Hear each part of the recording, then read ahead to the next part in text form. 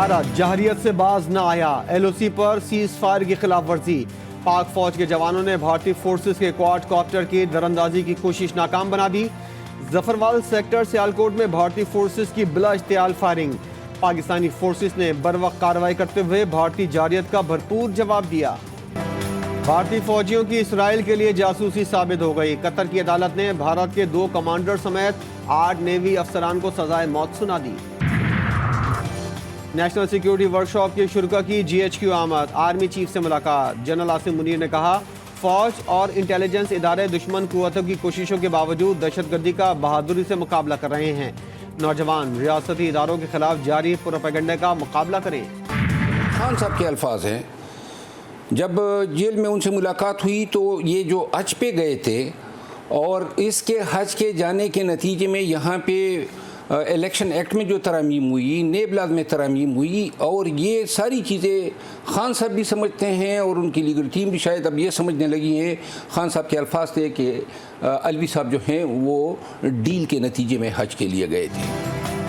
Chairman P T I صدر مملکت سے مایوس ہو گئے، ڈاکٹر عارف علوی ڈیل کر کے حج پر گئے تاکہ نیب ترامیم اور الیکشن ترامیم ہو سکیں۔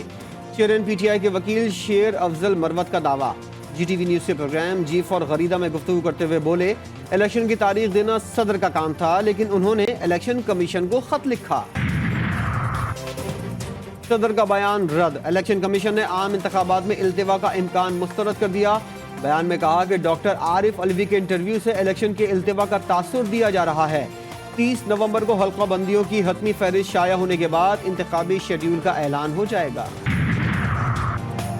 سیاسی منظر نامے میں بڑا بریک تھرو، مولانا ڈیزل اور اسرائیلی ایجنٹ کی گردان، ایک دوسرے پر الزامات کی بوچھاڑ کرنے والے ایک ساتھ بیٹھ گئے۔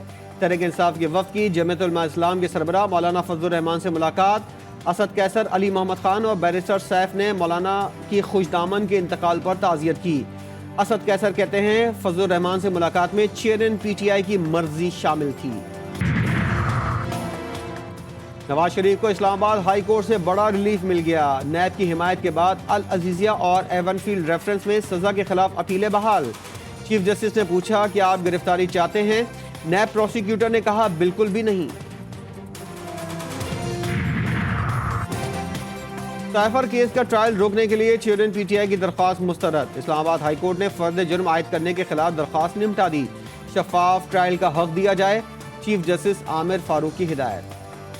غیر قانونی تارکین وطن کو نکالنے کا پلان فائنل، وزیر داخلہ کہتے ہیں 1 نومبر کے بعد کوئی سمجھوتا نہیں ہوگا، کہاں کہاں غیر قانونی لوگ مقیم ہیں حکومت کے پاس سب معلومات ہیں، جو انہیں پناہ دے گا اس کے ساتھ سختی سے نمٹیں گے۔